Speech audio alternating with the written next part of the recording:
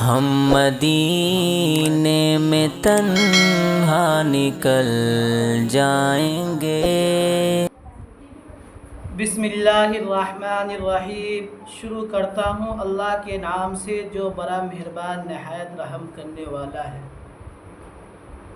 سبق نمبر 9، ایمان کی نشانیاں اور اس کے ثمرات۔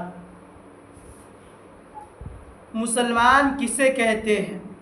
سوالیہ جملہ ہے یہ، بولو، یہ سوالیہ جملہ ہے۔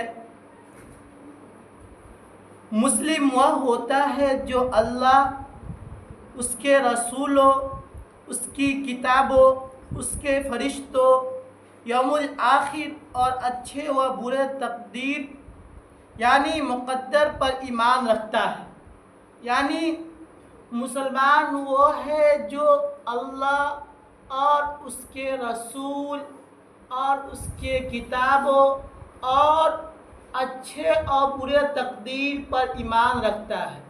یعنی اگر کسی انسان کے زندگی میں مشکلات آتا ہے تو وہ صبر کرتا ہے اور یہ امید رکھتا ہے کہ خدا کی ذات سے امید ہے کہ ایک نہ ایک وقت ضرور آئے گا جب میرا وقت بدلے گا، یعنی اس وقت بھی، یعنی جب اس کا برا حالات ہو اس وقت بھی اس کو یقین ہے کہ یہ تمام چیزیں اللہ کی مرضی سے ہے، اللہ کے علاوہ کوئی نہیں کر سکتا ہے۔ دیکھیے، وہ نماز اچھی طرح پڑھتا ہے۔ پہلے ایمان جو خصوصیات تھا جن کو ہر مسلمان مانتا ہے ان کا تذکرہ کیا، اب اس کے بعد بتا رہے ہیں کہ وہ نماز اچھی طرح پڑھتا ہے، وہ نماز اچھی طرح پڑھتا ہے، زکوٰۃ دیتا ہے، رمضان کے روزے رکھتا ہے، اور اگر ذرائع میسر ہو تو حج کے لیے جاتا ہے۔ وہ جانتا ہے کہ بہترین راہ وہ ہے جو پیغمبر نے بتائی ہے اور اس پر چل کر دکھاتا ہے۔ جیسے اسلام کی بنیاد کتنی چیزوں پر ہے؟ 5 چیزوں پر ہے۔ پہلا تو بتا دیا کہ مسلم وہ ہے جو اللہ پر ایمان رکھتا ہے، یعنی توحید، لا الہ الا اللہ، اور دوسرا نماز، تیسرا زکوٰۃ، چوتھا روزہ، پانچواں حج۔ دیکھیے، اسے یہ بات ذہن نشین ہوتی ہے کہ اللہ کے رسول صلی اللہ علیہ وسلم اس کی زندگی کے لیے بہترین نمونہ ہے۔ یعنی ایک مسلمان کو اس بات کا یقین ہوتا ہے کہ میرا کامیابی اسی میں ہے کہ محمد صلی اللہ علیہ وسلم کا جو طریقہ ہے اس پر چل کر دکھائے۔ اس پہ چلیں گے تو دنیا میں کامیابی ہے ہی ہے اور آخرت میں بھی کامیابی ملے گا انشاءاللہ۔ ایک مسلمان اپنی زبان کی حفاظت کرتا ہے۔ دیکھیے، مسلمان کیا کرتا ہے؟ اصل مسلمان کون ہے؟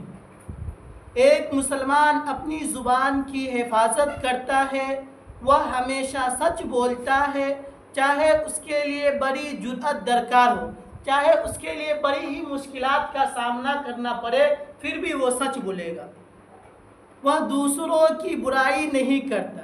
جب کوئی اسے غصہ دلانے لگتا ہے تو وہ اسے معاف کر دیتا ہے۔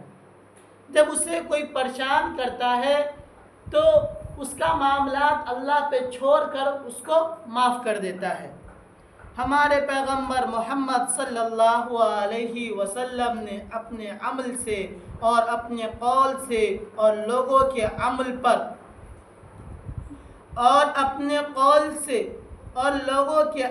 پر اظہار پسندگی کر کے سکھایا ہے۔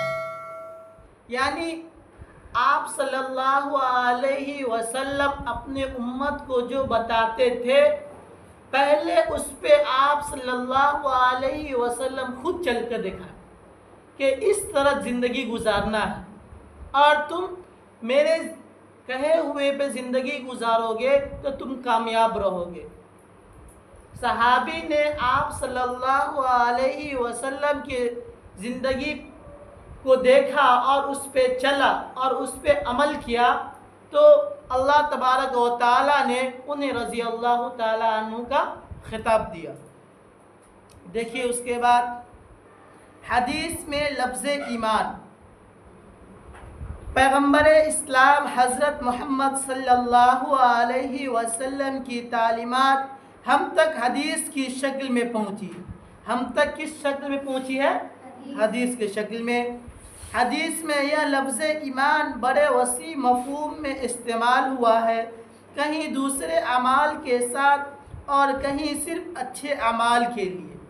اس لیے نبی کریم صلی اللہ علیہ وسلم سے روایت کی گئی ہے کہ آپ صلی اللہ علیہ وسلم نے فرمایا، ایمان کی کچھ اوپر 70 شاخیں ہیں، جن میں سب سے افضل اور اعلیٰ تو کلمہ لا الہ الا اللہ محمد رسول اللہ ہے، اور سب سے ادنا یعنی کمتر درجے کا کسی تکلیف دہ چیز یعنی کیل، کانٹا، پتھر وغیرہ کا راستہ سے ہٹا دینا تاکہ راستے میں چلنے والے کو تکلیف نہ ہو۔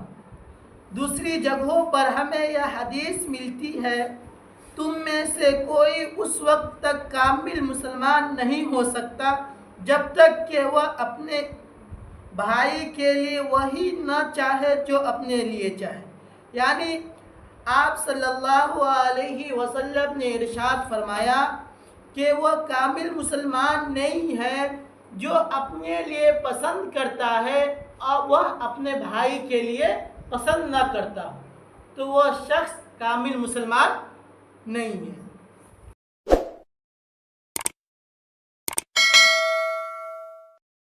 ہم مدینے